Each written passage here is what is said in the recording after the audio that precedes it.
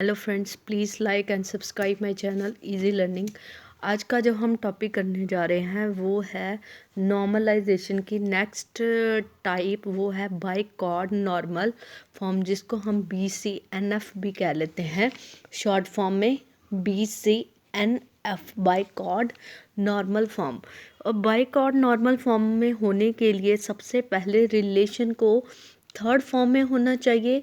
Second, इसका important rule है किसी भी टेबल को बाइकॉट नॉर्मल फॉर्म में डालने के लिए, no dependency of attribute of a multi attribute की on an attribute of another multi valued attribute की। कहने का मतलब, आपको मैं इसको एग्जांपल की हेल्प से समझाने की कोशिश करती हूँ। मेरे पास एक टेबल है, सपोज ए टेबल है या कोई टीचर टेबल है जिसका नाम, उसमें मेरे पास अलग से कॉलम है teacher ID, department, HOD, percentage, time और सैलरी। सो इस टेबल में मेरे पास दो से ज़्यादा कंपोजिट की है। सो बाय कॉर्ड नॉर्मल फॉर्म में कंपोजिट की से हो सकती हैं, जो जिसको हम कहते हैं कंपोजिट की होती है, जिसमें एक से ज़्यादा कीज़ मिलके प्राइमरी की फॉर्म करती हैं, वो होती है हमारी कंपोजिट की। सो बाय कॉर्ड नॉर्मल फॉर्म में अगर आप देख सकते हो कि मेरे पास दो कंपोजिट की हैं, जिसमें एक कॉलम है टीचर आईडी और दूसरा कॉलम है डिपार्टमेंट। और इन दोनों के कॉम्बिनेशन पे ये कॉलम HOD डिपेंड करता है और परसेंटेज टाइम डिपेंड करता है। इसी तरह दो कॉम्बिनेशन और है जिसमें है टीचर आईडी और HOD। सो इन दोनों के कॉम्बिनेशन पे department and percentage time depend करता है। सो हमारी ये जो बाइकॉर्ड नॉर्मल फॉर्म कहती है नो डिपेंडेंसी ऑफ एट्रीब्यूट, मतलब कि डिपेंडेंसी नहीं होनी चाहिए। अगर आप इस टेबल को ध्यान से देखें, इसमें हमारे पास एक टीचर आईडी है और डिपार्टमेंट है, जिस पे डिपेंड करता है HOD।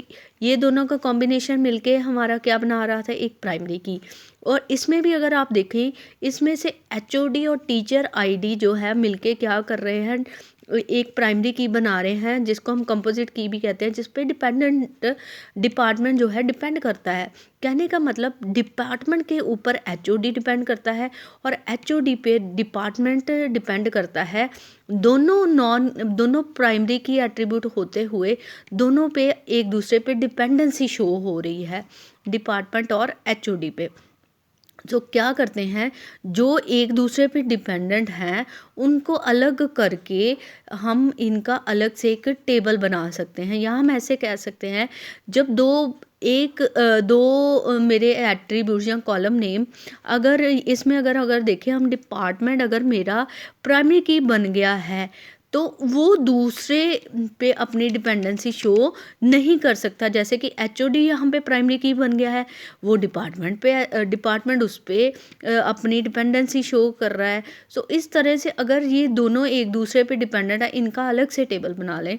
अगर आप इस डेफिनेशन को ध्यान से पढ़ें, no dependency of attribute, attribute में डिपेंडेंसी नहीं होनी चाहिए। कौन से एट्रीब्यूट में, मल्टी एट्रीब्यूट की, जिसमें मल्टीपल एट्रीब्यूट्स आते हैं, वो वाली की। और वन एट्रीब्यूट ऑफ अनदर, मतलब एक दूसरे के ऊपर वो डिपेंडेंसी, ये मल्टी की का पार्ट है, ये भी मल्टी की का पार्ट है, एक दूसरे के पार्ट होते हुए भी ये एक दूसरे पे डिपेंडेंसी शो कर रहे हैं। सो वही कहने की कोशिश कर रहा है, अगर हमारे मल्टी की एट्रीब्यूट हैं, वो दोनों एक दूसरे पे डिपेंडेंसी शो करें, उस केस में हम इन दोनों का अलग से टेबल बना के हम अपने टेबल्स को बाय कॉर्ड नॉर्मल फॉर्म में ला सकते हैं। जैसे कि मैंने इस टेबल के कॉलम टीचर आईडी और डिपार्टमेंट को अलग बना दिया, जिस पे मेरा कौन डिपेंड करता है, परसेंटेज टाइम। और HOD और डिपार्टमेंट दोनों एक तो प्राइमरी की का पार्ट है, एक दूसरे पे डिपेंडेंसी शो कर रहे हैं, तो उनका एक अलग से टेबल बना लिया। सो इस तरह से ये मेरा टेबल किस फॉर्म में आ जाएगा, बाय कॉर्ड नॉर्मल फॉर्म में। So I hope you understand the topic. Please like and subscribe my channel easy learning.